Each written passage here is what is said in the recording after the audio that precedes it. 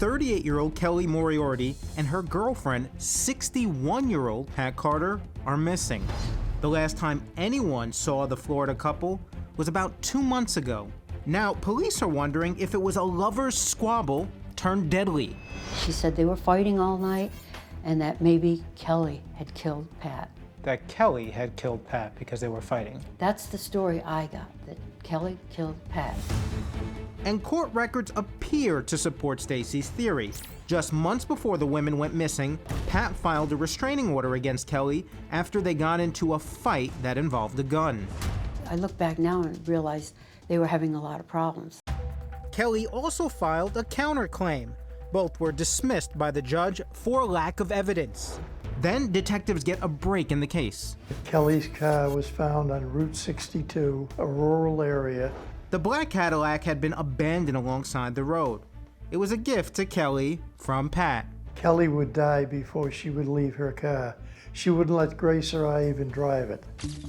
And cops know exactly when the car was left there, thanks to a parking ticket left on the windshield. 4 days after they were last seen. But why are detectives just now finding out about Kelly's abandoned car? Turns out the Cadillac was towed to an impound lot where it sat for over a month before the tags were run and linked the car to Kelly. Hillsborough Sheriff's Department takes the lead on the investigation since Pat and Kelly were last seen in their jurisdiction. We processed Kelly Moriarty's vehicle ourselves. Any clues or evidence that you're able to share that you gathered from the car, or did it just leave more questions? I can tell you that there was multiple things collected from the vehicle. At this point, I'm not at liberty to share with you the exact details of what was collected. And once the car is processed, Detective Tom Dirks recalls an earlier conversation he had with the St. Petersburg police around the holidays. It concerned a severed leg they had discovered washed up on one of their beaches 2 days after Christmas. They definitely said that it was either a black female or a Hispanic female. So at that point, we didn't really take interest into it because it didn't match the description of either Pat or Kelly. But with the recent discovery of Kelly's car, Detective Dirks makes a game-changing decision. Go ahead and compare the DNA profiles that we created involving both Kelly Moriarty and Pat Carter, just because of the close proximity it was actually to the date that they were last seen. While cops wait for the DNA results, a timeline for their investigation begins to emerge. December 16th, the couple is seen for the last time. December 20th, Kelly's car is discovered abandoned. December 27th, a severed leg washes up on a nearby beach. Then one more date, March 23rd, the day the DNA results come in. The remains were identified and belonged to Kelly Moriarty. Kelly's family is notified. Losing your sister is very difficult. Can I take him up? Murder is one thing, but dismemberment is wrong, it's evil. And it's capital murder. The medical examiner's office actually classified it as a homicide. So at that point, obviously, we started working the investigation as a homicide investigation. What about Pat Carter? She's still listed and being investigated as a missing endangered person. And with Kelly found murdered, she's no longer a viable suspect in the disappearance of Pat. So investigators turn their attention back to the last known people to see Kelly and Pat alive. Anthony and Stacy Muralt. Stacy, as in Pat's own daughter. What was Stacy Muralt's relationship like with her mother? Confrontational at times. Confrontational at Yes. times. Ever physical? There were some allegations of physical activity between her and her mother, yes. Was Stacy ever arrested for getting physical with her mom? I believe she was arrested for domestic violence. But that's not all. Now, according to reports, you guys executed a search warrant at Pat Carter's home. Were you able to find anything? We did find items of interest that we did collect, yes. Among the evidence, an eviction notice filed with Hillsborough Court. It appears Pat wanted Stacy and Anthony out. They was giving her all kinds of problems. In Pat's own handwriting, she states, I, Doris Carter, request my daughter, Stacy Muralt, husband Anthony Muralt, and granddaughter to vacate my premises immediately due to an extended length of time undesirable to myself that these individuals have been occupying my residence. And did that get contentious? The Moralts weren't happy about it, and I do believe that they expressed that.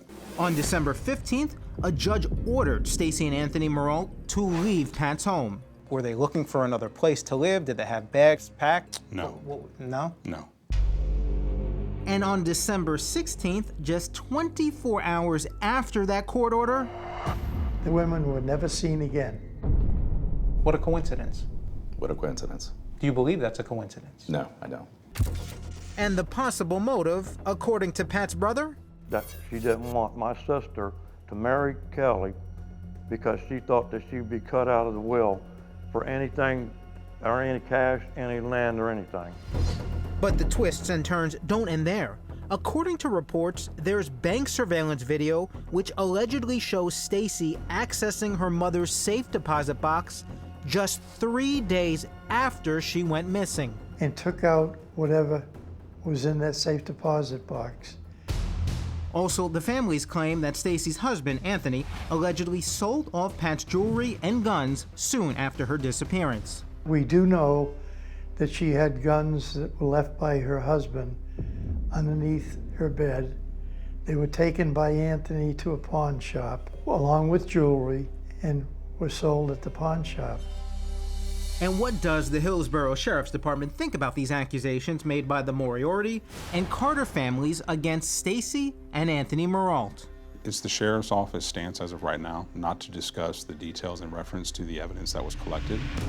So I figured I'd go straight to the source and give Stacy a chance to tell her side of the story. We know she's home. A PI working with us has been watching her every move. Stacy Muralt?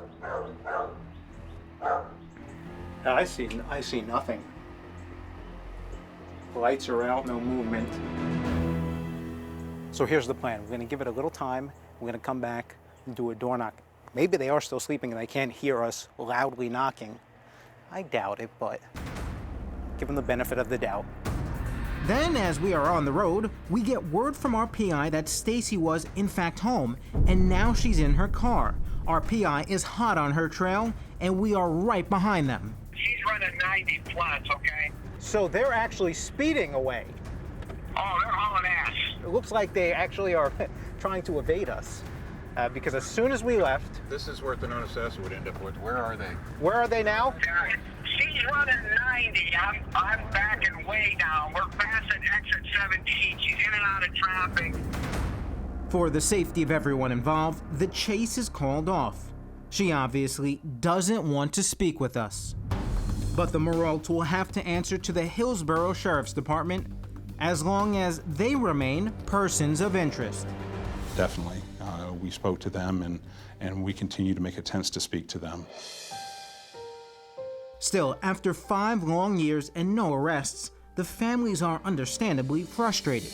Kelly's brother Brenden is an attorney.